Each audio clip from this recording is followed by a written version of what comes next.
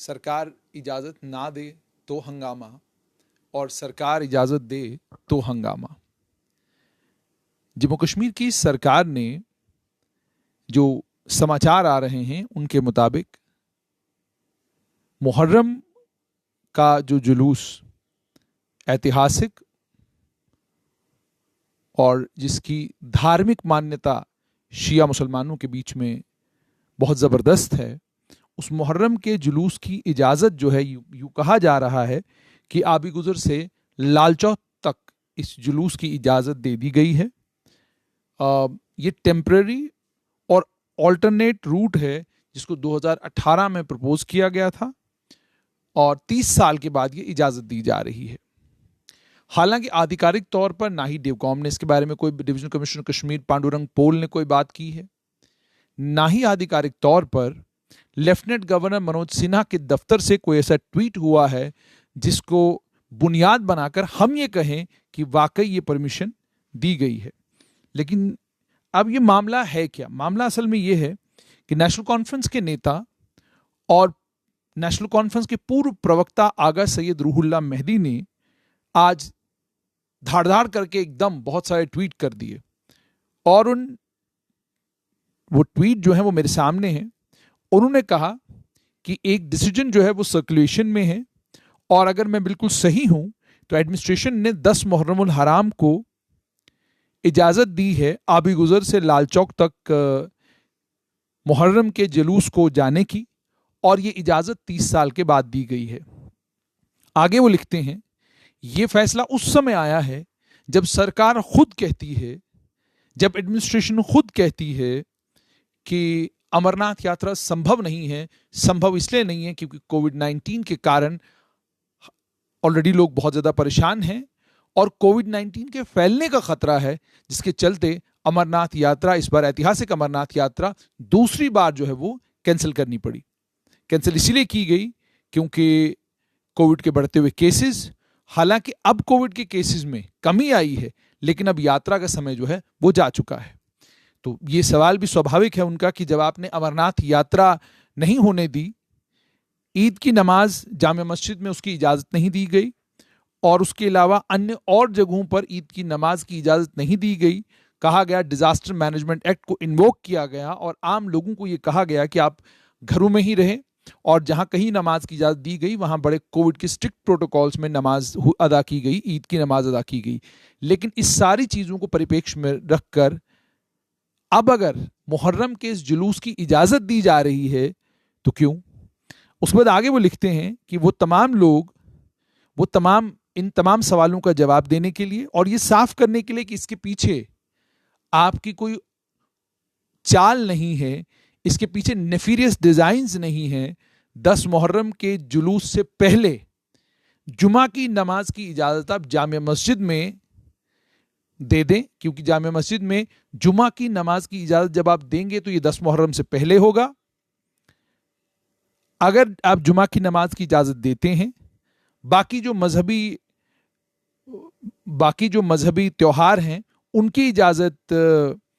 देते हैं, यानी तमाम धर्मों की बात इन्होंने की है, तमाम समुदायों की बात की है, तो ये कह रहे हैं अगर जुमा की नमाज की इजाज़त नहीं है, बाकी धर्मों के जो त्योहार हैं उनकी इजाज़त नहीं है, उन तमाम त्योहारों पर अभी भी प्रतिबंध है, और उसके बाद आप अचानक एक प्रोसेशन की इजाज़त देते हैं, तो और वो भी बिल्कुल एक आधे प्रोसेशन की इजाज़त देते हैं, तो in that case I see nefarious designs behind this. मैं इसके पीछे देख रहा हूं कि कोई बहुत बड़ा षड्यंत्र है। इसलिए आगा सैयद रूहुल्लाह मेहदी लिखते हैं, रिस्पॉन्सिबिलिटी जो है वो एडमिनिस्ट्रेशन की है कि वो साफ तरीके से सामने आए, और ये भी उन्होंने कहा है कि ईद का वक्त तो चला गया, अब मेहरबानी करके आप ईद की नमाज पर जो पाबंदी आपने जामे मस्जिद में लगा रखी है उस पाबंदी को हटाइए, उसी तरीके से जिस तरीके से अचानक आपने ये फैसला लिया है कि मुहर्रम का जुलूस जो है वो आबी गुज़र से लेकर लाल चौक तक जाने की इजाज़त आपने दी है, और जब आप ऐसा करेंगे तो हमें यकीन होगा कि इसके पीछे आपकी कोई और मंशा नहीं है। ये बड़ा इंटरेस्टिंग है। सरकार इजाज़त दे तो सवाल और सरकार यदि इजाजत ना दे तो सवाल, सरकार इजाजत दे तो इजाजत क्यों दी जा रही है? यानी सरकार कुछ भी करे, सरकार के हर काम में पर सवाल खड़ा करना बनता है, और ऐसा ही कुछ यहां पर भी लग रहा है। लेकिन आम कश्मीर का नागरिक एक बात समझ नहीं पा रहा। आगा सैयद रूहुल्लाह मेहदी नेशनल कॉन्फ्रेंस के नेता अभी तक हैं, पार्टी उनने बिल्कुल नहीं छोड़ी, लेकिन अगर थोड़ा आप पीछे चले जाएं तो आपको ध्यान में आएगा कि आगा सैयद रूहुल्लाह मेहदी वही नेशनल कॉन्फ्रेंस के नेता हैं जिन्होंने जब प्रधानमंत्री से मिलने के लिए नेशनल कॉन्फ्रेंस के नेताओं ने तय किया कि हम जाएंगे, उन्होंने उसका विरोध किया था। उससे पहले कई बार उन्होंने नेशनल कॉन्फ्रेंस के अपने नेता दोनों, डॉक्टर फारूक अब्दुल्ला और उनके पुत्र उमर अब्दुल्ला, दोनों को लेकर बहुत सारे ऐसे बयान दिए जो बयान पूरी पार्टी को हिला गए। लेकिन उसके बावजूद आगा सैयद रूहुल्लाह मेहदी ने पार्टी से इस्तीफा नहीं दिया। ये चीज आम लोगों की समझ से बाहर है कि आप विरोध करते हैं, आप पार्टी के अपने नेतृत्व से नाराज हैं, आप पार्टी के काम करने के तरीके से नाराज हैं, आपको लग रहा है कि पार्टी सही डगर पे नहीं है, पार्टी अपना रास्ता भूल गई है, पार्टी किसी गलत रास्ते पे चल पड़ी है, लेकिन उसके बावजूद पार्टी आपके खिलाफ ना तो कोई डिसिप्लिनरी एक्शन लेती है, ना पार्टी आपको कटघरे में खड़ा करती है, ना पार्टी आपसे कोई सवाल करती है, ना आपसे कोई जवाब मांगती है। इसका कारण क्या है? ये आम जनमानस, आम कश्मीर का नागरिक जरूर ये सोचता होगा। और दूसरी तरफ इजाजत जो दी गई है उसको लेकर भी, हालांकि जैसे मैंने आपको कहा, आधिकारिक तौर पर इस बात की पुष्टि यानी इस बात का कॉन्फर्मेशन कि वाकई इस तरह की कोई इजाजत दी गई है तब होगा जब आधिकारिक तौर पर officially divisional commissioner Kashmir confirm करेंगे कि हाँ वाकई मुहर्रमुल हराम के इस पाक और मुकद्दस जुलूस को इजाजत जो है वो दे दी गई है। जब इसके लिए कोई रुक्का, कोई कागज, कोई कुछ निकल आए तो हमको समझ में आएगा। और ये मैं इसलिए कह रहा हूं क्योंकि कश्मीर में आप लोग जानते हैं, कश्मीर में क्या, जम्मू कश्मीर में, पूरे भारतवर्ष में एक दिक्कत हो गई है बहुत बड़ी कि सरकार ने कोई सरकारी ऑर्डर निकाला हो या ना निकाला हो, लेकिन एक गैंग काम कर रहा है जो ये ऑर्डर निकालता है, बाज़ाब्ता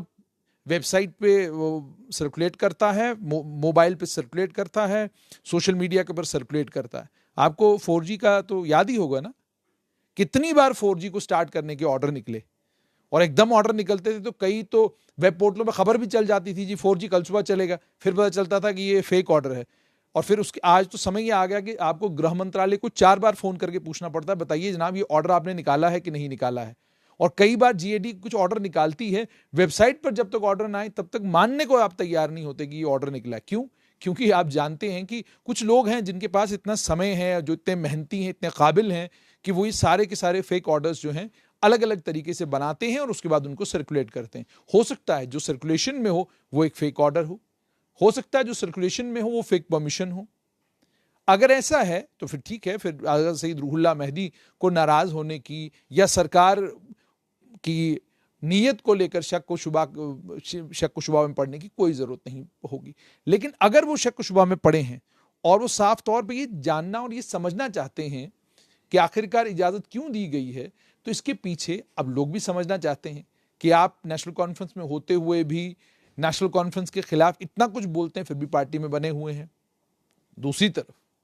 यह भी कहा जा रहा है कि जम्मू कश्मीर पीपुल्स कॉन्फ्रेंस के नेता इमरान रजा अंसारी, वो भी कश्मीर के पॉलिटिकल डिस्कोर्स में एक इंपॉर्टेंट और रेलेवेंट प्लेयर हैं। लोग ये मानते हैं कि शायद इस परमिशन के पीछे कहीं ना कहीं इमरान रजा अंसारी का कोई रोल होगा। यदि ये सत्य है कि उनका कोई रोल है तो जाहिर सी बात है फिर आगा सैयद रूहुल्लाह मेहदी के जो बयान आज तक आए हैं, जो जिस स्वर में वो बात करते हैं, वो साफ तौर पर ये दर्शाता है कि वो कश्मीर के हालात को समझते हुए अपनी कॉन्स्टिट्यूएंसी के लोगों को के कल आने वाले समय में वो किस तरीके से वोट करेंगे और किसको वोट डालेंगे, उन चीजों को ध्यान में रखते हुए बात कर रहे हैं। वो जानते हैं कि जो भी बात मुझे करनी है इस तरह की करनी है कि मैं लगातार लोगों के बीच में बना रहूं, कल जब चुनाव का समय आए तो लोगों को चयन करने में आसानी हो, लोग ये कहें कि भाई ये आदमी था जो लगातार क्या हमारे इश्यूज को लेकर जो है वो हमारे इश्यूज उठा रहा था, रेलेवेंट इश्यूज उठा रहा था और वो बातें कर रहा था जो बातें शायद वहां पर रहने वाले